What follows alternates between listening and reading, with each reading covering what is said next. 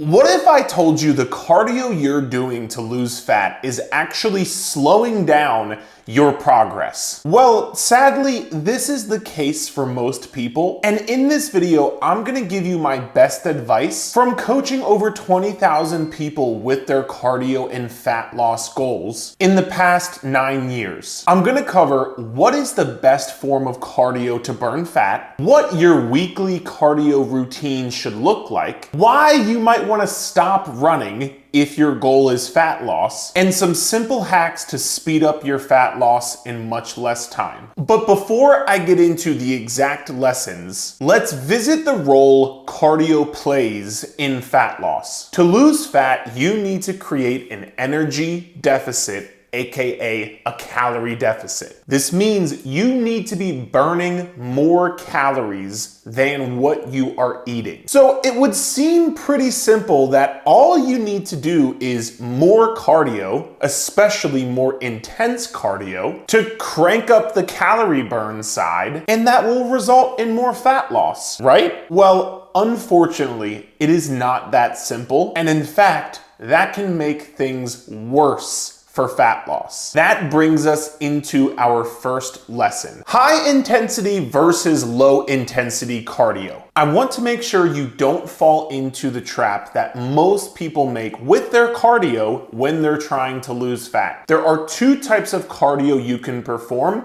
high intensity cardio and low intensity cardio. High intensity cardio is when you do cardio with a high heart rate. And what is considered high? Usually anything over zone 2 or zone 3 with your heart rate. And that's when your heart rate gets above 60 to 70% of your max heart rate. Or for even simpler terms, when you're doing cardio and you can no longer breathe through your nose and hold a conversation, that is considered high intensity cardio. This is the most common form of cardio people think about when trying to lose fat because you're sweaty, out of breath, and you feel it burns the most calories, which might be true, but this is also why it can backfire on your journey. As an example, one of our clients, Victoria, came to us doing high intensity cardio 5+ days a week, but just couldn't seem to drop a damn pound on the scale. Not to mention she was tired, hungry all the time, and just burnt out. When we started coaching her, we changed up her routine, and now she's been able to drop over 50 pounds. So what exactly did we change with her routine? Well, we switched from doing high intensity cardio 5+ days a week to doing low intensity cardio 1 to 3 days a week. And that might sound crazy because you think she worked out less and saw more progress, but here's why it worked. High intensity cardio burns more calories per minute, but it also spikes your stress hormone and your hunger levels. Low intensity cardio, like walking, burns fewer calories per minute, but it's easier to recover from and doesn't put as much stress on your body. It reduces your appetite and it lets you stay consistent without getting burnt out. Think of high intensity cardio like lighting a match. It burns hot, but for a short period of time. Think of low intensity cardio like lighting a candle. The burn is going to be steady, sustainable, and easy to keep going. If your goal is long-term fat loss, you want your cardio to be something you can recover from, stay consistent with for the long run, and not end up burning you out or making you a ton hungrier. And by the way, calories aren't the only thing that high-intensity cardio burns, and that's why we're gonna talk about why you might want to stop running if your goal is fat loss. Lesson number 2: why you should stop running for fat loss. Most people think if they want to lose fat, they should just start running. And not just run, but run longer distances, run more intense, and more often during the week. But here's the problem. Running doesn't burn fat as its primary source of energy. Instead, it burns something called glycogen, aka your stored carbs inside of your body. So what happens when you're doing a lot of running and burning a lot of carbohydrates? Your blood sugar crashes and your cravings and your hunger spike hard, especially your cravings for sugar and junk food, because with your glycogen depleted, your body wants to replenish it as quickly as possible, aka sugary foods. I had a client named Dan who was running in the hopes of losing fat, and he'd finished the run feeling okay, but later in the day, he was diving into snacks, craving sugar, and found it incredibly difficult to stick to his calorie deficit. Once we swapped out the running for just lifting and getting daily walks, he started noticing less cravings, more energy, and get this, he actually dropped weight quicker without doing anything to his calorie intake. Because when you're doing high intensity running, you're gonna increase your hunger and your cravings. You're going to increase your stress and your cortisol, which can also mess with your hunger signals and hunger hormones. And even though you might burn more calories running, if you end up eating more calories, then it's not gonna be beneficial for fat loss. Walking, on the other hand, uses fat for energy. It keeps your blood sugar levels stable and no crashes, and it does not spike your hunger or cravings while still burning calories. Think of it like this. Running is like lighting a fire with lighter fluid. It's fast, it's hot, but it needs constant refueling. Walking is more like a slow burning log. You stay warm longer with less energy crashes or food cravings. And I promise I'm not a pyromaniac who's obsessed with fire. I just wanted to use these two visuals to help you learn. So if you're running but constantly feeling exhausted and having so much hunger and cravings, try swapping the running for low intensity walking, and you just might see your fat loss progress speed up without fighting cravings every day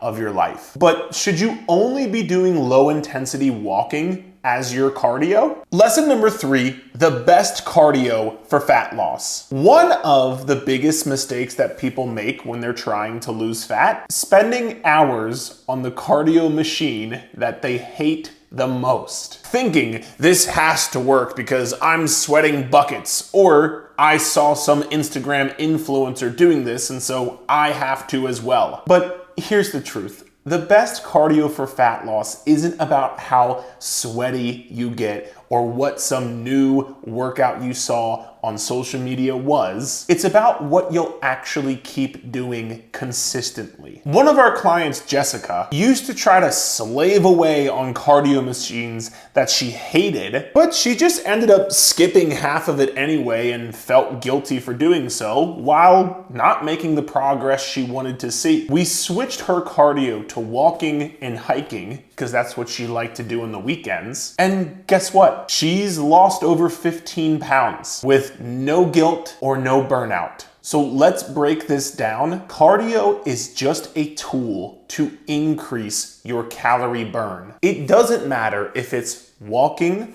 or the elliptical or the bike or swimming or hiking or dancing. What matters is, number one, you can recover from it, usually the low intensity cardio we've been talking about. Number two, you'll actually do it and stay consistent with it a couple of times a week. And number three, it doesn't make you so hungry that you'll eat it all back. Think of cardio like brushing your teeth. It works if you do it often, not if you do it once super hard and then never again the rest of the week. So the best cardio for fat loss is the one you hate the least and you'll stay the most consistent with. So now that you know you can do any form of cardio, how long should your cardio sessions be and when should you do them? Lesson number 4, when and how long to do cardio. Now, this is the age-old question of should you be doing cardio before you lift weights or after you lift weights? And there's a very common mistake I see people make with this, which is doing long bouts of cardio before your workout, thinking it's gonna help you burn more calories and lose more fat. Because in reality, doing long bouts of cardio before a workout is only going to negatively impact your strength strength training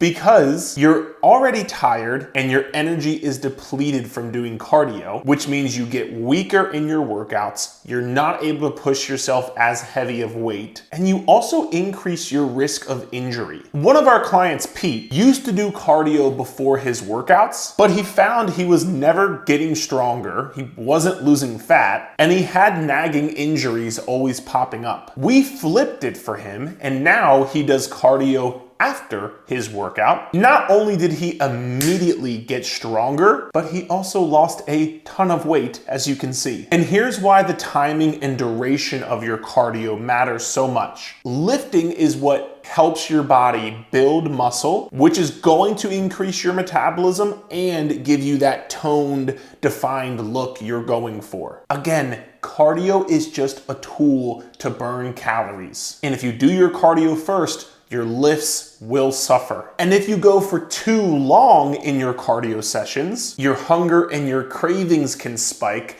leading to some of the issues we referred to earlier. So what is the sweet spot? Try to keep your cardio sessions to 15 to 45 minutes max, and do these sessions after you lift weights or on rest days. Think of it like this. Lifting is the main course. Cardio is the side dish. If you fill up on bread before dinner, you won't have room for what actually builds your physique. But if you treat cardio as an add-on, done right with the right amount of time, it helps the whole meal come together. But with all this talk about cardio, we haven't yet spoken about the most important form of cardio for fat loss. Lesson 5, the most important form of cardio for fat loss. We know that cardio is a tool to burn calories, but how does your body actually burn calories in a day? Most people make the mistake thinking that cardio burns a ton of calories